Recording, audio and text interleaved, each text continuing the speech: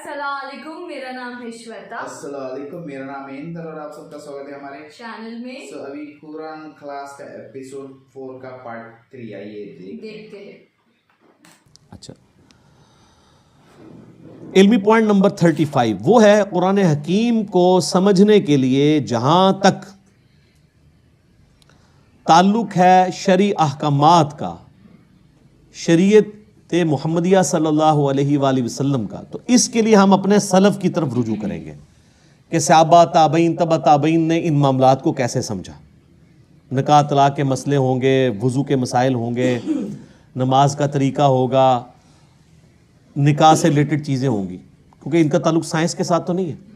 अलबत्ता जिन चीज़ों का ताल्लुक साइंटिफिक फैक्ट्स के साथ है उसमें हम अपने सलफ की तरफ नहीं देखेंगे बल्कि खलफ की तरफ देखेंगे, क्योंकि हमारे सलफ को तो कई चीज़ें पता ही नहीं थी साइंटिफिक फैक्ट्स के एतबार से। मैं बता रहा इमाम गज़ाली ने किमिया सादत में लिखा है कि सूरज जो है वो ज़मीन से 5 गुना बड़ा है, 60 गुना बड़ा, मुख्तलिफ अक़वाल हैं। आज हमारे बच्चे को भी पता है कि 60 गुना नहीं है, 6000 गुना भी नहीं है, 6 लाख गुना भी नहीं, 13 लाख गुना बड़ा है सूरज। तो हमारे बुजुर्गों को ना इल्म गैब था ना इल्म साइंस था, इसलिए इतनी बड़ी बड़ी गलतियां उनसे हुई। तो साइंटिफिक फैक्ट्स के लिए आप प्रेजेंट दौर में देखेंगे, एम्ब्रियोलॉजी से रिलेटेड आयात हो, जियोलॉजी से रिलेटेड आयात हो, एस्ट्रोनॉमी से रिलेटेड आयात हो, इसमें सलफ की रट नहीं लगाएंगे कि सलफ ने लिख दिया है, ठीक है, तो अब हमने उसी को फॉलो करना है। अब आप पता कुरान हकीम में जगह जगह आया ना कि दिल अंधे हो चुके हैं, ये सोचते नहीं, इनको हमने दिल दिया था। तो पुराने इस्लाफ ने इनसे रिजल्ट ये निकाला कि दिमाग सोचता ही नहीं, दिल सोचता है, और उन्होंने दिमाग के सोचने का भी इनकार कर दिया। वो तो फिर आज हमें साइंस बता रही है कि दिल भी सोचता है, दिमाग भी सोचता है। इसके ऊपर मेरा क्लिप है, इंस्ट्रूमेंट ऑफ इंटेलेक्ट, वो दिमाग है या दिल, वो आप देख लें, दोनों सोचते हैं। लेकिन कुरान हकीम में चूंकि जिक्र बार बार आया दिल का, तो उन्होंने कहा दिमाग सोचता ही नहीं है। अब इसमें हम सलफ की बात नहीं मानेंगे, खलफ की बात मानेंगे, जिन्होंने साइंटिफिकली चीज़ों को लर्न किया। और कुरान में सिर्फ दिल का जिक्र नहीं है, अफ़ईदा का लफ्ज़ भी आया है, वो दिमाग की तरफ भी जा सकता है। सेंटर, अकल का जिक्र आया है। अब वो अकल के लिए ज़रूरी नहीं कि वो दिल ही हो, दिल भी सोचता है। ये भी अलग बात है कि ये भी अब रिसेंट डिस्कवरी है, यूट्यूब पे इसके हवाले से वीडियोस भी मौजूद हैं। पहले लोग दिल के सोचने को नहीं मानते थे।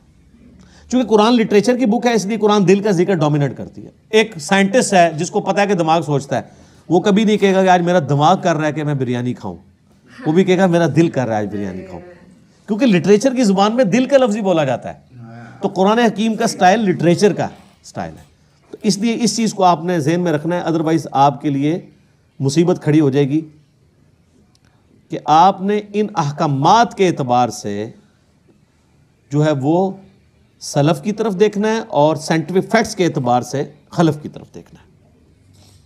और इसमें यह भी याद रखिएगा कि कुरान हकीम में कामयाबी उन्हीं लोगों के लिए है कि कुरान पे अमल भी करें।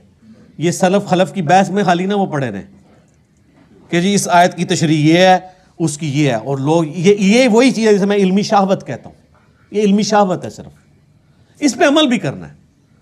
अमल किए बगैर इसकी प्रैक्टिकल बरकत हासिल नहीं होगी। सही मुस्लिम में हदीस है ना, हज़रत उमर कहते हैं कि नबी इस्लाम फरमाया अल्लाह ताला इस किताब की जैसे कौमों को उरूज देगा और कौमों को ज़वाल भी देगा।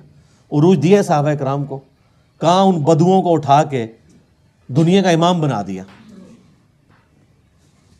और वो रोमन और पर्शियन एम्पायर जो हज़ारों साल से इस्तेसाल कर रही थी इंसानियत का, उखाड़ के रखती है विद इन 17 ईयर्स। यानी मुसलमानों की अगर आप ग्राफ जो ऊपर जाना शुरू है वो तो 2 हिजरी के बाद है।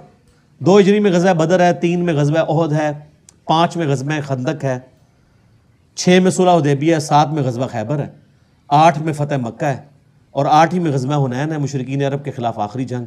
9 में ग़ज़वा तबूक है, रोमन एम्पायर भी भाग गई नबी इस्लाम के रौब की वजह से, वरना यरमूक वहीं पर हो जानी थी। और उसके बाद अगले 3-4 सालों के अंदर यरमूक के अंदर रोमन एम्पायर जिजिया देने पे आमादा होगी, जंग भी हार गई, और कादसिया में उसी साल कादसिया के अंदर पर्शियन एम्पायर टूट गई, यहाँ तक कि पूरी पर्शियन एम्पायर मुसलमानों के पास आ गई। तो ये सहाबा कराम को अल्लाह ताला ने कुरान के ज़रिए उठाया है उन्होंने कुरान पे अमल भी किया है। आज भी जो कुरान पे अमल करेगा ना उसी को कुरान समझ आएगा, अदरवाइज कुरान उसको लगेगा ये तो एक बेहंगम सी किताब है, नाउज़ु बिल्लाह। और आप देखें मुशरिकीन अरब के अंदर दो खामियां थी, अल्लाह ने वो कैसी दूर की। नंबर 1 खामी थी कि वो तवाइफुल मुलूकी का शिकार थे, आपस में लड़ते रहते थे। नंबर 2 चिट्टे अनपढ़ जाहिल थे। अल्लाह ने ये दो खामियां कैसे दूर की? उन्हें कुरान के ज़रिए उनकी ज़ुबान में ही ऐसा इल्म दिया कि यहूदियों और ईसाई जो उनको उम्मी कहते थे उनकी ज़ुबानें भी उनके सामने बंद हो गई। जिन्होंने सूरतुल माइदा सूरह निसा पढ़ ली उनके सामने कौन प्रीस्ट बैठ सकता है, उनके साथ इल्मी डिस्कशन कर सकता है। और दूसरी खामी जो तवाइफुल मुलूकी थी, नबी सल्लल्लाहु अलैहि वसल्लम की शक्ल में उनको एक ऐसा लीडर दिया कि सारे अरब कबाइल उनके नीचे जमा हुए, फिर रोमन पर्शियन एम्पायर उन्हें उलट ही देनी थी ना। और इन दो खामियों को दूर करके अल्लाह ने उनकी दो खूबियां यूटिलाइज कर ली। एक खूबी उनके अंदर यह थी कि जब वो किसी को जुबान देते थे फिर गर्दन ही कटती थी। बैत का मतलब था कि अब बस इसके साथ बैत कर ली, अब जो भी ये कहेगा मानना है, चाहे जान भी देनी पड़े। अबू जहल ने दी है ना, कुफर के लिए ही दी है, लेकिन जुबान पे कायम रहा है, उसके मानने वाले भी कायम रहे। ये तो यहूदी थे जो कमजोर ईमान वाले थे ना, उनको फिर अल्लाह ने उठाया भी तो नहीं। 10 यहूदी भी मुसलमान नहीं हुए। औस और खजरज ने इस्लाम कबूल किया है ना, अरबियों ने, चिट्टे अनपढ़ों ने। तो अल्लाह ने उनकी ये जो खूबी थी। और दूसरा, ये अरब के लोग टफ माहौल के आदी थे। रोमन और पर्शियन एम्पायर तो अपने आप को सुपर पावर कंक्लूड कर चुके थे, उन्होंने सोचे नहीं था हमें कोई चैलेंज भी कर सकता है। और ये अरबी रूखी सूखी खा के भी, कई दिन फाके करके भी, ऊंटों पे रेगिस्तानी सफर करके भी, ये तो आदी थे हार्ट ऑफ माहौल के। इनकी तो कोई चीज भी स्टेक पे नहीं लगी थी ना, इनके पास महल्लात थे, ये तो कहीं पे भी सो जाया करते थे, ठीक है, खुद भी पत्ते खा के गुजारा कर लेते थे। तो ऐसे लोग जिनके लिए दुनिया में कोई लग्जरियस लाइफ नहीं थी, ये उनकी बहुत बड़ी खूबी थी। तो ये जब टकराए हैं तो उन्हीं का असला उनसे छीन के उनको उलट के रख दिया इन्होंने। और फिर ऐसी दाग बैठी है कि वो जो शुरू की मेहनत है, 1000 साल तक फिर सब दुनिया पे हुक्मरानी की है ना मुसलमानों ने, सुपर पावर रहे हैं। आज कहते हैं जी जनाब वो हम हुक्मरान थे, फिर क्या हो गया? तो जो थे वो ज़माने में मुअज़्ज़ज़ थे मुसलमान होकर, और तुम खार हुए तारिक कुरान होकर। ये मुस्लिम की हदीस का ही तर्जुमा किया है डॉक्टर इकबाल ने जवाब शिकवा में, जो सही मुस्लिम में हदीस है, अल्लाह ताला इस किताब की वजह से कौमों को अरूज देगा और इस किताब की वजह से कौमों को ज़वाल देगा। इसी को ट्रांसलेट किया। तो ये बात याद रखो। मुझे डॉक्टर सरार साहब की बात बार बार याद आती है, उन्होंने तारुफ़ कुरान में भी ये बात की थी कि जो कुरान की इस दावत के ऊपर अमल नहीं करेगा ना, उसे कभी भी कुरान का उतार चढ़ाओ, कुरान का मिजाज समझ नहीं आएगा, क्योंकि आप उन कैफियतों से गुजरेंगे ही नहीं। कुरान वाली कैफियतों से आप कब गुजरेंगे? जब आप मुआशरे से टकराएंगे। कुरान कह रहा है ये करो, मुआशरा कह रहा है ये करो, तो आपको मुआशरे की तीखी बातें सुननी पड़ेंगी, उसकी वजह से आपकी ततहीर होगी, अल्लाह के लिए आपको सब्र करना पड़ेगा। हो सकता है कभी कभार गालियाँ खानी पड़े और कभी तक मार तक भी नौबत आ जाए। जब तक ये नौबत नहीं आएगी तो वतवासौ बिल हक और वतवासौ बिस सब्र कैसे आपको समझ आएगा? मीठी मीठी बातें करने से, मिलाद कॉन्फ्रेंसेस करने से, मुहर्रम की शीरनी बांटने से, महफिल मिलाद करने से, महफिल कुरान करने से, तिलावत के महफिल किरात करवाने से और नातिया मुकाबले करवाने से तो कोई फ़र्क नहीं पड़ता। फ़र्क तो उस वक्त पड़ेगा जब आप सूद के ख़िलाफ़ बोलेंगे, फ़र्क तो उस वक्त पड़ेगा जब आप जो है नाच गाने के ख़िलाफ़ बोलेंगे, बेपर्दगी के ख़िलाफ़ बोलेंगे, बेहयाई के ख़िलाफ़ बोलेंगे, और आप ये कहेंगे कि बाबों का दीन और है और किताबों का दीन और है। किताबें तो ये बता रही थी, हमारे बुज़ुर्ग हमें क्या बता के गए हैं, हर चीज़ ही गलत निकली है। आज लोगों की दाढ़ियाँ सफ़ेद हो गई हैं, वो कहते हैं ओ यार पूरी ज़िंदगी कहाँ गुजार दी, अब पता चला दीन ये था। ये हमें क्या लोग दीन सिखाते रहे हमारे बुज़ुर्ग बाबे। तो ये सारी की सारी कैफियत, इन तकलीफ़ों से जब बंदा गुजरेगा फिर वो कुंदन बनेगा, और उसके लिए कुरान पे अमल करना ज़रूरी है। अदरवाइज़ कुरान में आपके लिए कोई हिदायत नहीं है। ये भी एक लिटरेचर की किताब है, जिस तरह बाकी स्टोरी बुक हैं, आप पढ़ के साइड पे हो जाए। जब ये वो किताब है जो आप पे असर उस वक्त छोड़ेगी, आपको अल्लाह तक उस वक्त पहुंचाएगी जब आप इस किताब पे अमल करेंगे। वही बड़ा मुश्किल काम है। किताब पे अमल करना तो मेरे भाई ये तो पुलिस रात पे चलने के मुतरादिफ है। पुलिस राह से तो एक दफा गुजरना पड़ना है, इस किताब पे अमल करने वाले को तो रोजाना पुलिस राह से गुजरना पड़ता है। कभी मुआशरा आड़े आता है, कभी माँ बाप आड़े आते हैं, कभी बीवी बच्चे आड़े आते हैं, कभी दुनियावी मनफियत आड़े आती है, कभी एक पूरा सिस्टम, आप बिल्कुल उसमें अकेला अपने आप को फील करते हैं। अब हमारे भाई जब इन्हीं कुरान और सुन्नत पे अमल करते हैं, वो कहते हैं कि हमें लगता है मुआशरे से कट के, तो मैं कहता हूँ यार शुक्र अदा करो, उंगली कटा के शहीदों में शामिल हो गए। अब सहाबा इकराम को याद करो, अहले बैत को याद करो, जिनको ग़ज़वा बदर में इस लेवल पे आना पड़ा कि एक तरफ बाप खड़ा है तो दूसरी तरफ बेटा खड़ा हुआ है। आप पे ये नौबत तो नहीं आई कि अल्लाह ने आपको ये आजमाया हो कि आप मुसलमानों की तरफ से अपने बाप को मारने के लिए ग़ज़वा बदर में उतर आओ, तो तुम तो इस काबिल ही नहीं थे। वैसे तुम लाख कहते रहोगे तेरे होते जन्म लिया होता, कुछ भी नहीं सी होना, रफ़ाइदान फिर भी नहीं सी तू शुरू करना, ठीक है, तेरे होते जन्म लिया होता, लाजमी कहते रहो, आप कोई फर्क नहीं पड़ता। सर वो बड़ा मुश्किल वक्त था, बड़ी तकलीफ दे चीजें थी उसके अंदर। सैयदना हुज़ैफा इब्न यमान की हदीस मैं बार बार याद करता हूँ, उसको आप पल्ले बांध लें, सही मुस्लिम में जिहाद वाले चैप्टर में। उनके पास कुछ लोग आते हैं और कहते हैं हज़रत कितने खुश नसीब हैं आप, रसूलुल्लाह की सोबत की सल्लल्लाहु अलैहि वसल्लम, आपकी ज़ियारत की, काश हम भी आपका ज़माना पाते हैं, हुजूर के साथ मिलकर जिहाद करते। ठीक है, जिस तरह आजकल लोग कहते हैं कभी तेरे तलवों से लिपट जाता, कभी कुछ करता। वो जो हसन निसार साहब ने पूरी एक नात लिखी हुई है। बाकी हसन निसार साहब का जो किरदार है वो आप सब लोगों के सामने, मुझे उसको हाईलाइट करने की ज़रूरत नहीं है। वो जो नात लिख रहे हैं वो उनके अपने ऊपर नज़र आ रही है, वो खुद फैसला कर लें। नात लिखना बहुत आसान है, ये है वो जो दीन बहुत आसान है, उस पर चलना मुश्किल है। तो सही मुस्लिम के अल्फाज हैं, हुज़ैफा इब्न यमान कहते हैं ये इतना आसान काम नहीं, इतने बड़े बड़े दावे ना करो, नाता ना लिखो, आज दे दौरा एडी मुश्किल नाता ना लिखो। उनका मैं तुम्हें एक वाक़या सिर्फ अपनी ज़िंदगी का सुनाता हूँ, और ये मुस्लिम शरीफ है सर, मौलाना शरीफ नहीं है, बुजुर्ग शरीफ नहीं, कहानी शरीफ नहीं है, मुस्लिम शरीफ है। हुज़ैफा नाम लिखें आप, हुज़ैफा लिखें और खंदक लिखें, ये दो लफ्ज़ लिखें, इस्लाम 360 में खुल जाएगा। नंबर ना मंगया करो, अल्लाह जो बंदे हो थोड़ा जा आप भी कोई काम करो।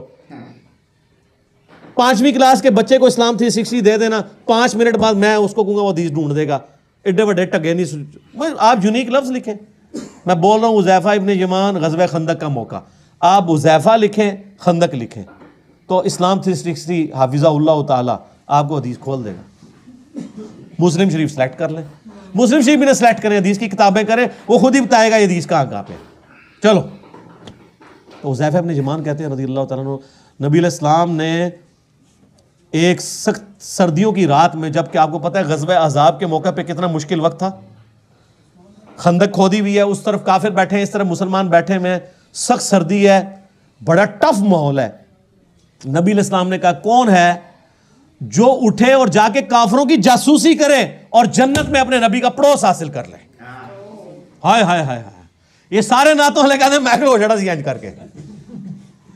ये कहना आसान है, गुलामी रसूल में जो दाढ़ी नहीं रख रहा उसको मौत कहां से कबूल होनी है। गुलामी रसूल में जो फजर की नमाज नहीं उठ के पढ़ सकता बिस्तरा छोड़ के, उसने मौत कहां से कबूल करनी है। हज़रत हुज़ैफा इब्न यमान कहते हैं कि इतनी बड़ी बिशारत सुन के भी कोई एक सहाबी भी नहीं था जो खड़ा हो, इसलिए कि सख्त सर्दी की रात थी, लोग चाहते थे किसी और की ड्यूटी लग जाए।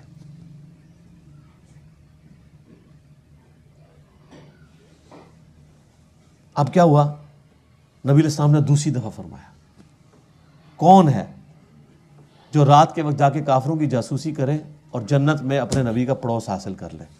कायनात में सबसे बड़ी कोई चीज़ यही हो सकती है ना, इससे बड़ी सिर्फ एक चीज़ है कि अल्लाह ताला किसी को पैगंबर बना दे। पैगंबर बनने के बाद अगर दूसरे नंबर पे कोई फजीलत है तो जन्नत में हमेशा का पड़ोस पैगंबरों का, यही है ना। तो यही हम अल्लाह से मांगते हैं कि अल्लाह ताला हमें बक़ी गरकत में मदफन और जन्नतुल फिरदौस में अपने महबूब सल्लल्लाहु अलैहि वसल्लम का पड़ोस अता फरमाए, आमीन। हज़रत हुज़ैफा कहते हैं दूसरी बार भी कोई नहीं खड़ा हुआ, तीसरी दफ़ा भी कोई नहीं खड़ा हुआ, चौथी दफ़ा नबी अलैहिस्सलाम फरमाया हुज़ैफा, आप कहते हैं मैंने दिल में कहा लो जी मारे के, अब तो जाना ही पड़ेगा, मेरी ड्यूटी लगी, क्योंकि अब तो बाय नेम हुक्म आ गया ना।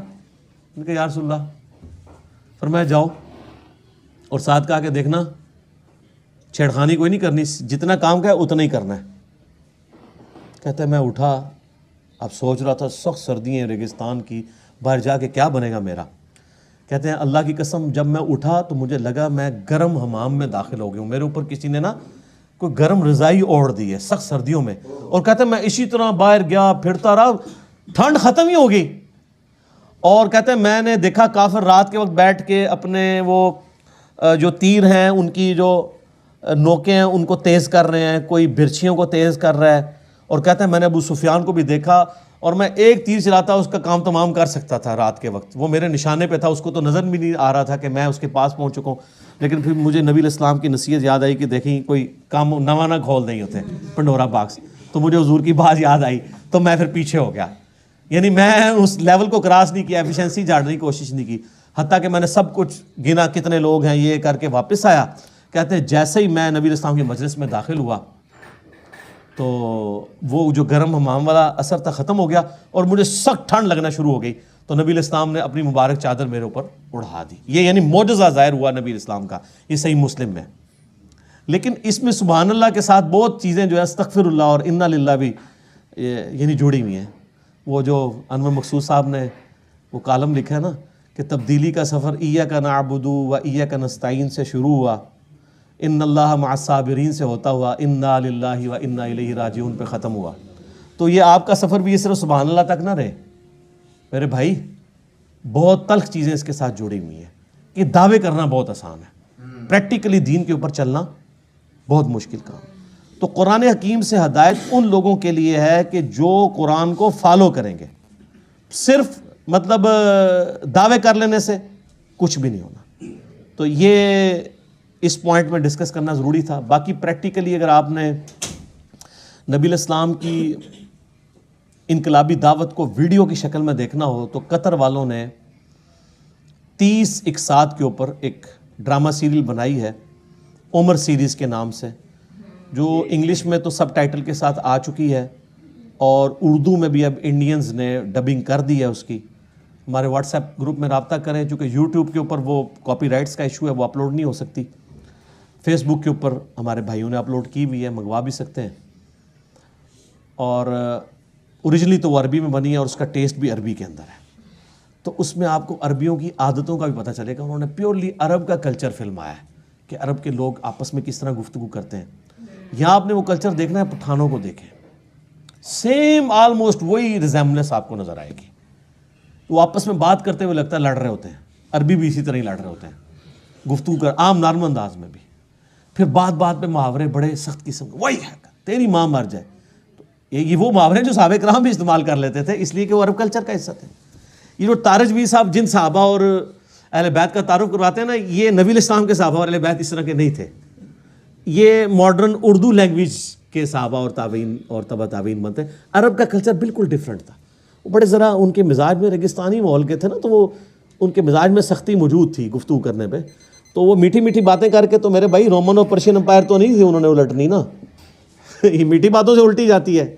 जो बदमाश सदियों से बैठे हुए हैं उनको उखाड़ने के लिए उनको आप महफिल नात में उनको झुमवाएंगे या उनको शीरनी देंगे तो वो अपनी मजलिस छोड़ के चले जाएंगे। नहीं, ये तलवार जो अल्लाह ताला ने सहाबा की मुसल्लत की रोमन और पर्शियन एम्पायर पे, ताकि उनको उखाड़ के एक नए दौर का आगाज़ किया जाए।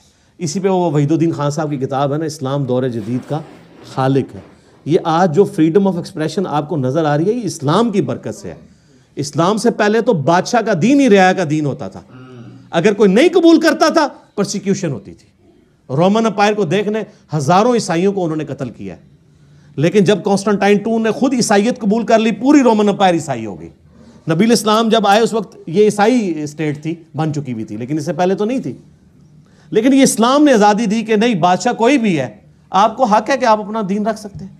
और ये बरकत है जो आज आप अवेल कर रहे हैं कि ट्रंप जो है एक मुतासब किस्म का यहूदी नुमा ईसाई है, लेकिन उसके सामने भी जब कुरान तिलावत किया जाता है खामोशी से सुनता है।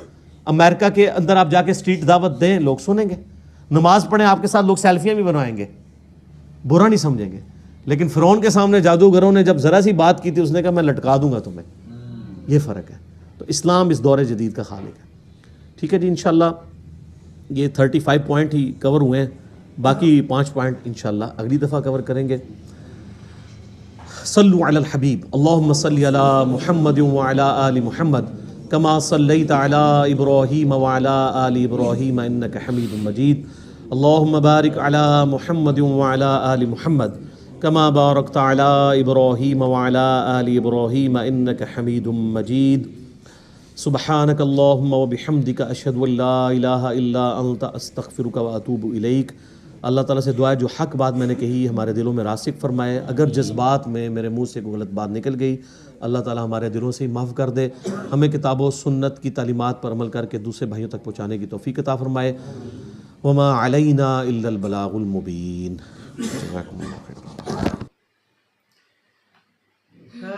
तो भी पूरी कंप्लीट नहीं हुई। और 5 बाकी है ना? यस, और 5 बाकी। और 5 बाकी। 35 हुए हैं। हो स्टार्टिंग में थोड़ा साइंटिफिक फैक्ट्स के बारे में बताया गया, जैसे है कि आपको ऑफ कोर्स करंट टाइम से थोड़ा कंपेयर करें। नॉट प्रीवियस पास्ट के, क्योंकि तो वो टाइम पे उतनी नॉलेज नहीं हुआ करती थी ऑफ कोर्स, तो वो एक सही बताई गई, वो एक बताया गया है इसमें। और काफ़ी ये बोलते ना एग्जाम, ये इसमें वो जंगों के नाम भी लिए गए basically when it started rising. तुम्हें पता है यहाँ पे उन्होंने वो भी बोला ना कि बहुत सारी चीज़ें, जैसे कि वो उन्होंने बोला रोमन एम्पायर। Yes. मतलब कैसा होता है ना कि तुम्हारी भाषा में वो चीज़ आ गई तो तुम्हें बहुत इजी वे पे समझ जाएगी। Yeah. क्योंकि बहुत सारे लोग पढ़े लिखे नहीं जैसे हैं। बोला वो लोग में 2 खामियां थी और 2 खूबियां भी थी, तो वो चीज़ के बारे में बताया गया है ऑफ कोर्स। बहुत अच्छे एग्जांपल्स दिए गए हैं, मज़ा आया, मतलब बोलते ना अच्छा लगा। अभी I think so next part में शायद बाकी 5 पॉइंट करेंगे और प्रॉपर कुरान स्टार्ट करेंगे। तो नेक्स्ट पार्ट के लिए हमको वेट करना होगा, हम लेके आएंगे बहुत जल्द इस हफ्ते के लिए। वीडियो को like, subscribe, share, comment, click on the bell icon. Bye.